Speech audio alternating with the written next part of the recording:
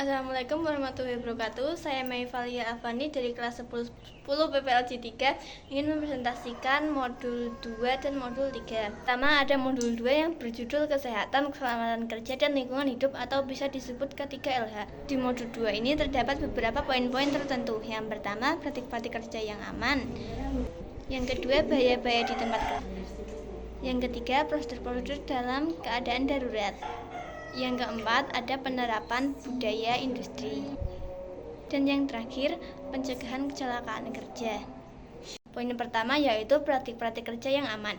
Dalam bekerja, setiap pekerja harus memiliki keamanan kerja, tidak hanya memahami saja, melainkan harus mempraktik-praktikan keamanan kerja tersebut. Dalam bidang perangkat lunak dan game, komputer merupakan perangkat utama dalam bekerja.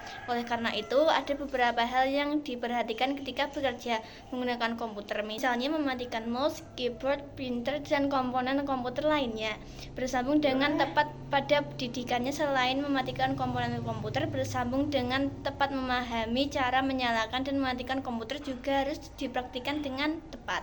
Menyalakan komputer dalam beberapa tahapan. Menyalakan komputer ada beberapa tahapan yang perlu dilakukan sebelum menghidupkan komputer. Berikut beberapa tahapan yang dapat dilakukan. Pertama, nyalakan stabilizer terlebih dahulu, atau jika tidak menggunakan stabilizer dapat langsung ke langkah berikutnya. Kedua, tekan tombol power pada CPU. Ketiga, jika komputer meminta untuk memasukkan username dan password, maka isikan username dan password yang sesuai. Ketiga, setelah itu layar monitor akan menampilkan tampilan desktop dan komputer mouse, yang berarti komputer sudah siap digunakan. Berikutnya, mematikan komputer. Setelah memahami menghidupkan komputer dengan benar, selanjutnya mempelajari bagaimana cara mematikan komputer sesuai prosedur. Berikut beberapa langkah-langkah yang dapat dilakukan. Pertama, close atau tutup semua aplikasi yang telah digunakan. Kedua, arahkan pointer mouse ke tombol start. Ketiga, pilih power dan akan muncul beberapa pilihan untuk mematikan komputer, maka pilih dan klik shutdown. Keempat, tunggu hingga komputer mati sepenuhnya. Kelima, kemudian matikan disabiliter jika menggunakan disabiliter. Poin selanjutnya ada bahaya di tempat kerja. Setiap pekerjaan memiliki risiko bahaya kerja yang perlu diketahui supaya dapat meminimalisir bahaya kerja tersebut.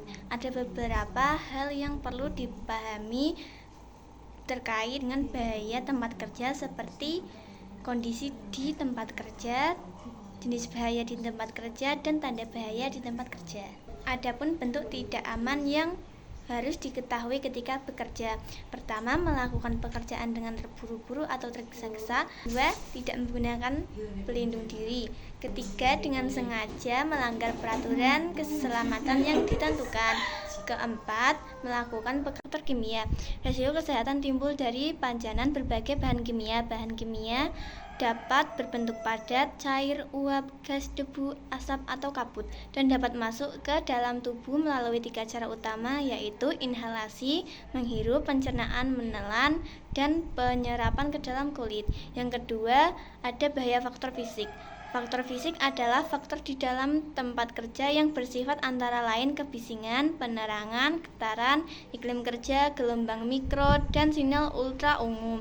Faktor-faktor ini mungkin bagian tertentu yang dihasilkan dari proses produksi atau produksi samping yang tidak diinginkan. Yang ketiga, ada bahaya faktor biologi. Potensi bahaya yang berasal dari makhluk hidup seperti mikroorganisme, hewan, atau tumbuhan yang dapat menimbulkan gangguan kesehatan. Bahaya biologi dapat berupa mikroorganisme seperti bakteri, virus, jamur, dan parasit, racun yang dikeluarkan mikroorganisme. Yang ketiga, ada bahaya faktor ergonomi. Faktor ergonomi adalah pengaturan kerja yang tidak sesuai, dapat menyebabkan berbagai bahaya bagi kesehatan pekerja seperti sakit punggung dan leher, gangguan saraf, gangguan otot, kelelahan mata, nyeri punggung bawah.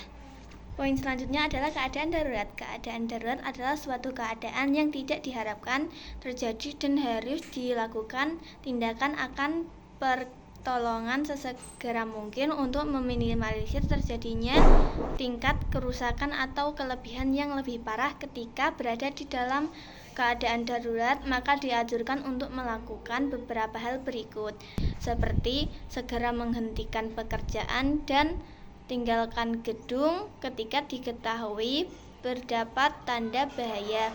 Yang kedua, hindari kepanikan, dan selanjutnya ikuti instruksi dan bekerja sama dengan pekerja pengamanan. Selanjutnya ada jenis-jenis keadaan darurat. Pada umumnya keadaan darurat dibagi menjadi 3, yaitu bencana alam, kegagalan teknis, dan huru-hara. A. Bencana alam atau natural hazard, yaitu keadaan yang terjadi karena adanya alam yang kurang baik atau sering terjadi karena bencana alam seperti banjir, kekeringan, angin topan, gempa, dan petir. B. Kegagalan teknis atau teknologis hazard, yaitu keadaan yang terjadi ketika adanya kendala teknis karena pemadaman listrik, peristiwa kebakaran atau ledakan, dan kecelakaan kerja akan lalu lintas. C. Huru-hara, yaitu keadaan yang terjadi karena adanya konflik antara dua kubu atau lebih. Poin selanjutnya, keadaan darurat adalah tata cara atau pedoman kerja dalam menanggapi suatu siklus darurat dengan maksud untuk mencegah atau mengurangi kerugian lebih lanjut atau makin besar. Pada umumnya prosedur darurat terbagi menjadi 2, yaitu prosedur lokal dan prosedur utama. Prosedur lokal atau internal merupakan pedoman pelaksanaan untuk masing-masing bagian atau departemen dengan pengertian keadaan darurat yang telah terjadi masih dapat diatasi oleh bagian-bagian yang bersangkutan tanpa melibatkan bagian-bagian yang lain. Prosedur utama merupakan pedoman perusahaan secara keseluruhan dan telah menyangkut keadaan darurat yang cukup besar atau paling tidak membahayakan bagian-bagian lain atau daerah sekitarnya. Poin selanjutnya ada 5R. Budaya kerja yang diterapkan untuk memperbaiki kualitas lingkungan kerja adalah 5R. Ringkas, rapi, resik, rawat, dan rajin. Budaya kerja 5R tidak hanya baik digunakan untuk memperbaiki kualitas lingkungan kerja, tetapi juga dapat memperbaiki cara berpikir karyawan terhadap pekerjaannya.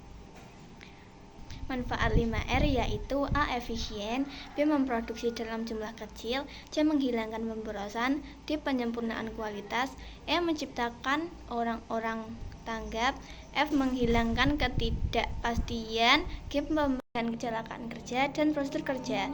Setiap jenis kecelakaan kerja dapat ditangani dengan penerapan prosedur kerja yang tampak penanganannya ini bukan berarti memastikan tidak akan ada kecelakaan kerja, tetapi sebagai bentuk upaya untuk menghindari dan meminimalisir kecelakaan dalam bekerja. Yang pertama adalah kecelakaan kerja. Bahaya adalah sesuatu yang berpotensi menyebabkan cedera atau luka, sedangkan resiko adalah kemungkinan kecelakaan akan terjadi dan dapat mengakibatkan kerusakan. Kecelakaan merupakan sebuah kejadian tak terduga yang dapat menyebabkan cedera atau kerusakan penting sekali agar suatu kecelakaan diteliti dan ditemukan penyebabnya sehingga dapat dilakukan usaha untuk mencegah terjadinya kecelakaan tersebut. Pencegahan kecelakaan bertujuan untuk mengurangi peluang terjadinya kecelakaan sehingga mutlak minimum, mengurangi bahaya serta risiko yang dihasilkan dalam kegiatan pekerjaan. Berikut beberapa faktor penyebab terjadinya kecelakaan kerja. Pertama, situasi kerja. Kedua, kesalahan orang. Dan ketiga, ada tidak aman. Selanjutnya ada modul 3 yang berjudul proses bisnis pengembangan perangkat lunak dan game. Dalam modul ini terdapat 4 poin, yaitu yang pertama, proses pengembangan dan pemasaran perangkat lunak dan game. Yang kedua, penerapan budaya mutu. Yang ketiga, manajemen proyek perangkat lunak dan game. Yang terakhir ada rekayasa kebutuhan. Proses pengembangan dan pemasaran perangkat lunak dan game.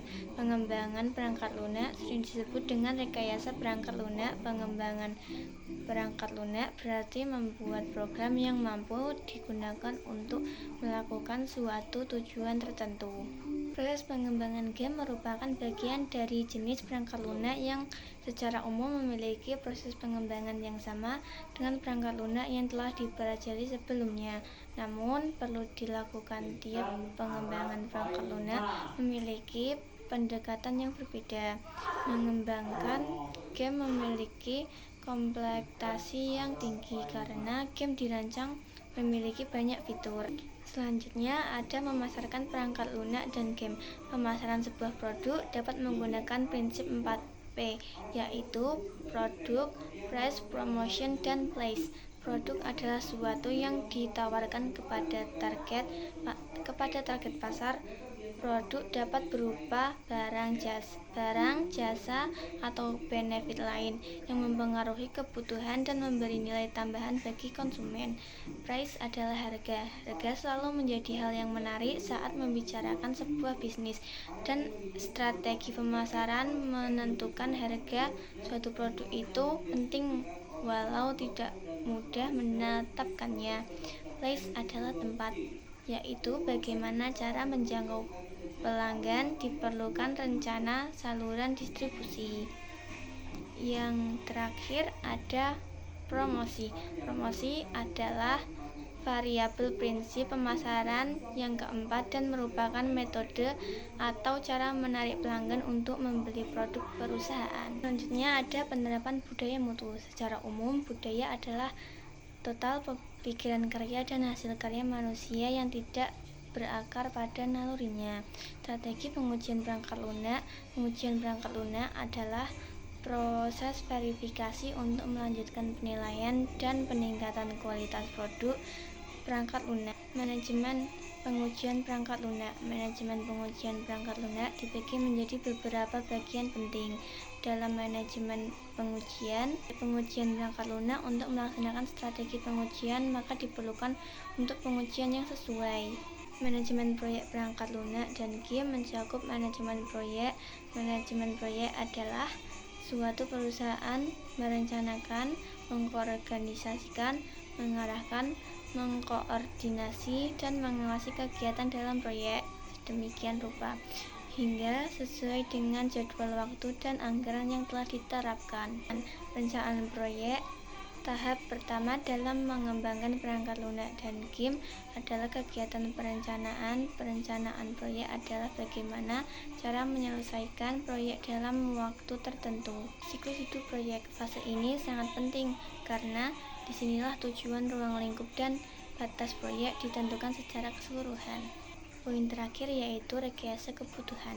Rekayasa kebutuhan adalah atribut yang diperlukan dalam suatu sistem pernyataan yang mengidentifikasi kemampuan, karakteristik, atau faktor kualitas suatu sistem agar memiliki nilai dari kegunaan bagi pelanggan atau pengguna.